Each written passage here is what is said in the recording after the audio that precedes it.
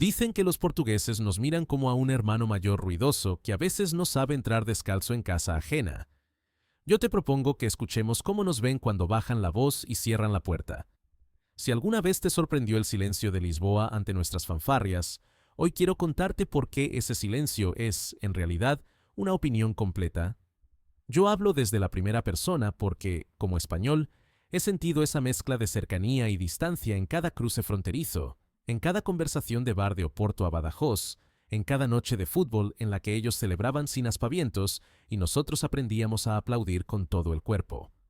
Cuando pienso en cómo nos ven los portugueses, lo primero que me viene a la cabeza es una paradoja. Somos la familia que más cerca vive y la que más se desconoce. En su mirada se dibuja una tensión suave, un hilo delgado entre el afecto y la prevención, entre el reconocimiento de la potencia vecina y el instinto de proteger una identidad propia que durante siglos ha tenido que afirmarse frente a nosotros y frente al mar. Esa tensión, por cierto, no es un grito ni una bandera. Es un gesto pequeño, una ceja alzada cuando llegamos en masa en verano, una sonrisa educada cuando intentamos hablar su idioma y se nos escapan nuestras eses arrastradas y nuestras erres con orgullo. Si preguntas en Portugal qué piensan de los españoles, lo más probable es que no te respondan con una lista de elogios o reproches, sino con una historia. Ellos no suelen desatar el nudo a tirones. Lo mojan, lo observan, lo trabajan con paciencia. Desde ese lado del Miño, España aparece como un vecino grande que pesa mucho en el mapa, a veces demasiado en el mercado y casi siempre demasiado en el ruido.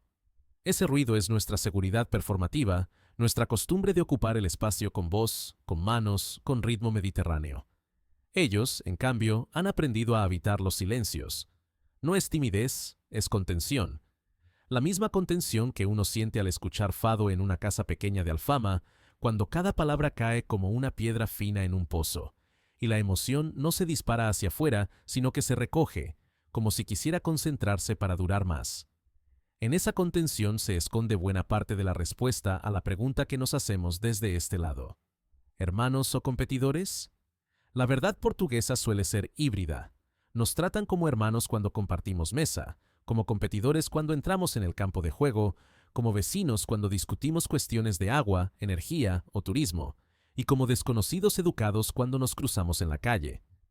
Ellos nos reconocen como parte de su vida cotidiana, como un hecho geográfico y cultural inevitable, pero también como una sombra larga a la que conviene medir para no perder la forma propia. Por eso hay un orgullo delicado que a veces confundimos con frialdad. No lo es. Es una afirmación tranquila de que su historia no es la nuestra, de que su idioma suena distinto y que esa diferencia es un tesoro que no necesita altavoces. Si cambiamos el ángulo y miramos el fútbol, la película se ilumina con ejemplos claros. En España vivimos el juego como un teatro a cielo abierto. La pasión se enseña, se contagia, se corea. Ellos juegan y celebran como quien protege una llama del viento. Cuando un club portugués vence a uno español, lo cuentan con ironía seca, con una satisfacción que no necesita fuegos artificiales. Y cuando pierden, la derrota no se convierte en tragedia nacional. Una parte de su identidad no está secuestrada por el marcador. Lo que sí existe, y mucho, es esa emoción ordenada que podríamos llamar atlántica, una emoción que entiende que el mar enseña paciencia, y que las victorias que de verdad valen son las que se asientan en el tiempo. Desde esta orilla, nuestra emotividad mediterránea se dispara justo al revés. Los picos son altos, los valles profundos, y la memoria de un partido grande puede durar semanas en sobremesas encendidas.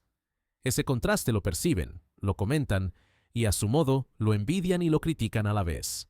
Admiran nuestra capacidad para convertir el deporte en fiesta y recelan de la manera en que la fiesta, a veces, se come todo lo demás. Ese juego de espejos se repite en la economía cotidiana.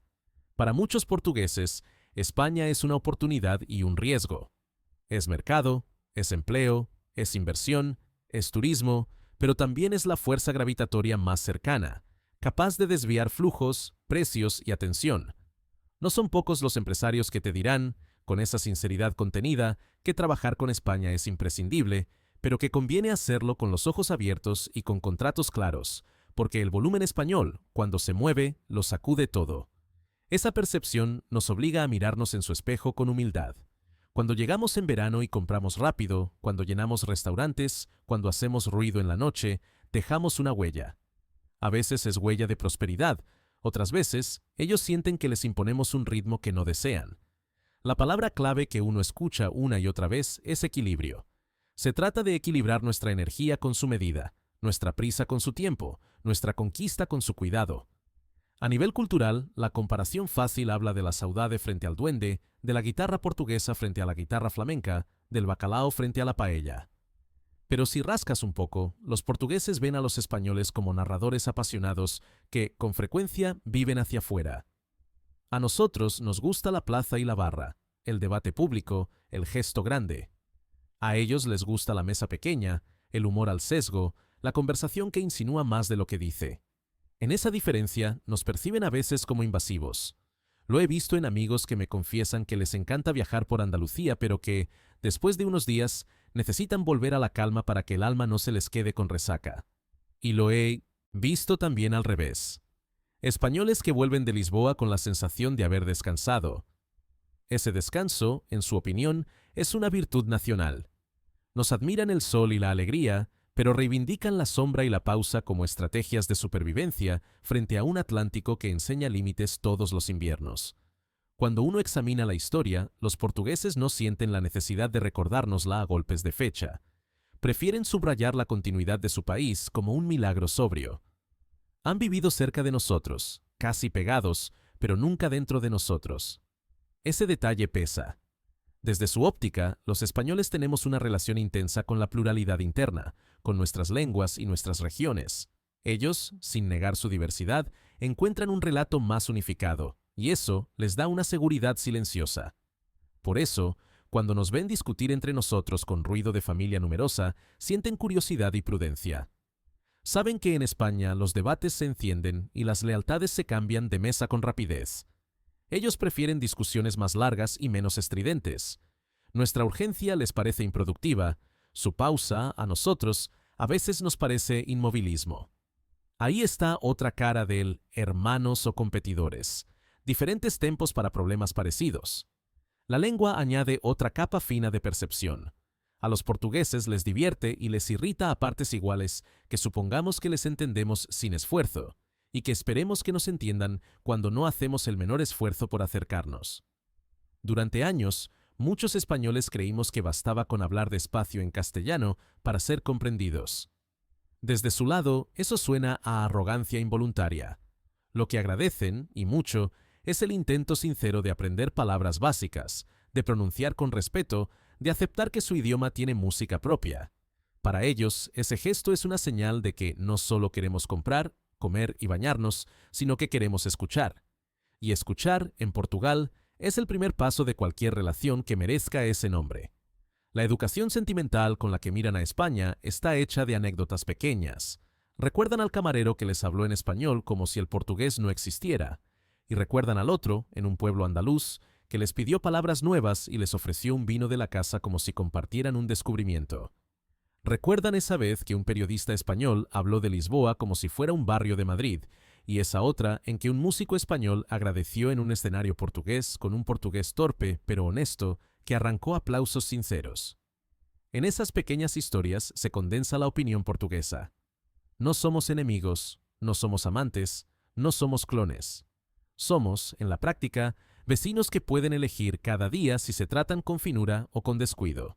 Ellos, por costumbre y por necesidad, eligen la finura.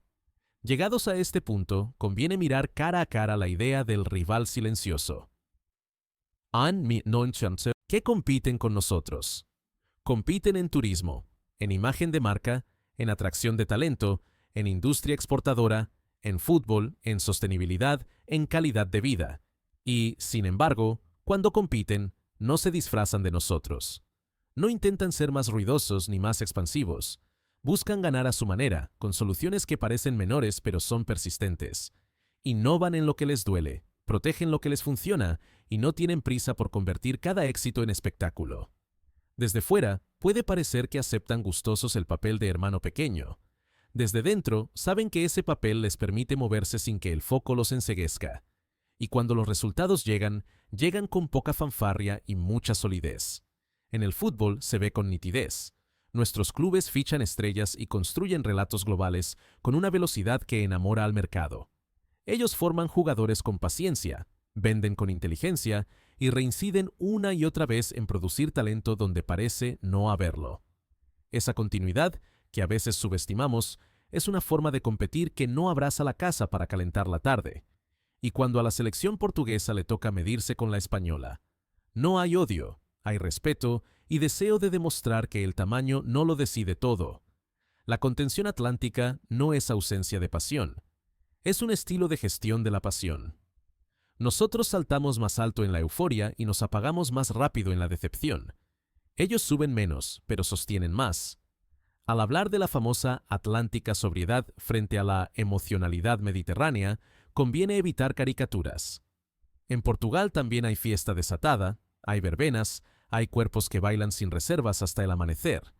En España también hay recogimiento, hay lutos prolongados, hay silencios admirables. Pero si uno se detiene en la atmósfera dominante, se entiende que en Portugal la emoción se expresa más hacia adentro, en capas que se van revelando lentamente, mientras que aquí preferimos la verbalización inmediata y la comunión pública. Ellos nos ven así y, en general, aceptan que esa diferencia nos hace complementarios. Lo que no aceptan es que confundamos su silencio con ausencia de opinión. Por debajo de esa superficie calma hay criterios bien definidos sobre cómo viajamos, cómo consumimos, cómo tratamos sus ciudades, cómo respetamos o no sus tiempos. Otro elemento crucial es la frontera. Para los portugueses, la raya no es una cicatriz ni una muralla, es un filtro.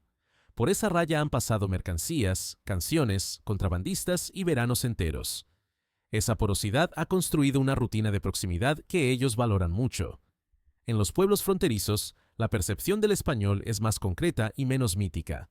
Es el vecino que trae pan, el cliente que vuelve cada año, el proveedor que conviene cuidar, la familia mixta que invita a comuniones y bodas en 2 idiomas.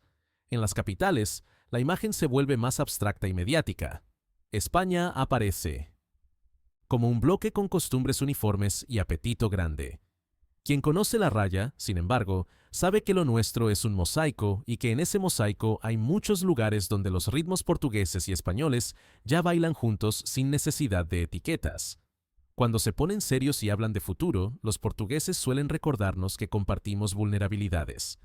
Ellos temen, como nosotros, el desgaste del turismo sin criterio, la banalización de los centros históricos, la pérdida de comercio local, la precariedad que se esconde detrás del brillo estacional. Nos observan con atención para no cometer nuestros errores y para copiar lo que hacemos bien. Y nos piden, sin decirlo con exigencia, que hagamos lo mismo, que aprendamos de su escala humana, de su rehabilitación respetuosa, de su cuidado por el espacio público. En esa mirada hay competencia, pero también cooperación. La idea de península no es un capricho geográfico, es una invitación práctica. Si lo entendemos, la pregunta, ¿hermanos o competidores?, se vuelve menos binaria. Podemos ser las dos cosas, en función del día y del asunto, sin que eso signifique traicionar ninguna esencia. El portugués medio no se despierta pensando en España, pero cuando la conversación llega, tiene memoria. Recuerda cómo nuestros medios los pintaron en alguna crisis como un socio menor, y recuerda cómo, en momentos de dificultad, cruzamos ayuda y reconocimiento con profesionalidad.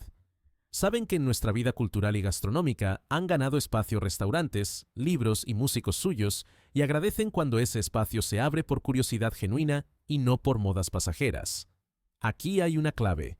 Ellos perciben con mucha claridad la diferencia entre la moda y el respeto. Una ola de turistas que inunda la costa puede traer dinero. Una comunidad de viajeros que vuelve cada año porque ama el país trae cuidado. Ellos distinguen y responden en consecuencia, con hospitalidad medida y con una memoria larga que premia a quien vuelve con humildad. Desde nuestro lado, conviene preguntarnos qué nos cuesta reconocer de los portugueses. Nos cuesta aceptar que su baja intensidad es, en muchas cosas, más eficaz que nuestra intensidad alta.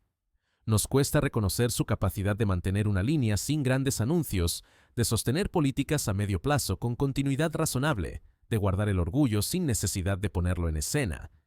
Y nos cuesta, a veces, mirarnos con sus ojos cuando llegamos a su casa. Hablar menos, escuchar más, preguntar antes de suponer, adaptar nuestros horarios sin convertir su ciudad en una versión portátil de la nuestra. Cuando lo hacemos, la relación cambia de inmediato. He visto camareros portugueses ablandarse en un segundo cuando un español pronuncia un obrigado con torpeza honesta. He visto tenderos que regalan una recomendación valiosa a quien demuestra interés por su barrio más allá del selfie. Esa reciprocidad existe y ellos la notan.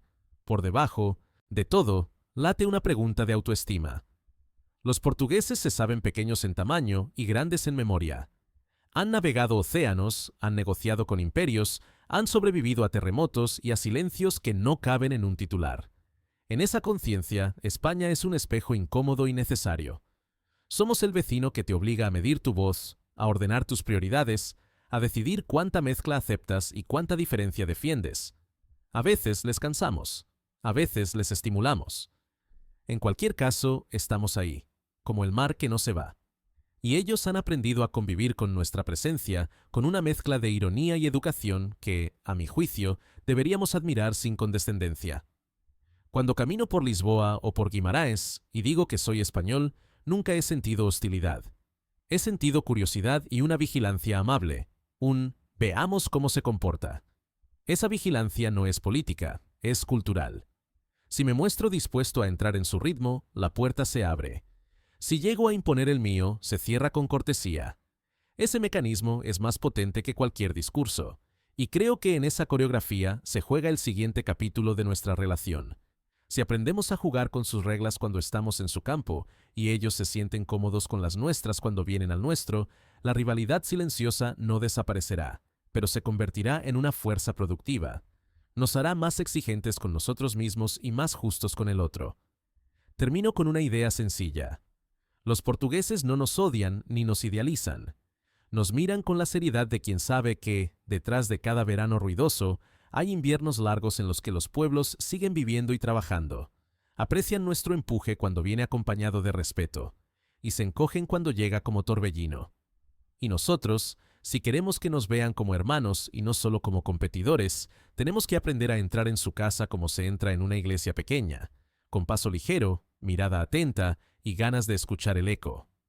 Esa es, quizá, la lección más útil que nos ofrecen.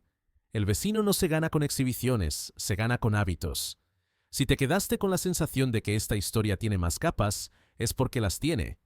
En la próxima conversación podríamos hablar de cómo nos ven en sus universidades, de cómo cambia su percepción en las nuevas generaciones, de cómo el idioma compartido con medio mundo les da una perspectiva distinta sobre España y Europa. Pero antes de eso, me interesa lo que tú has vivido. Cuando fuiste a Portugal, ¿en qué momento sentiste que eras hermano y en cuál te sentiste claramente competidor?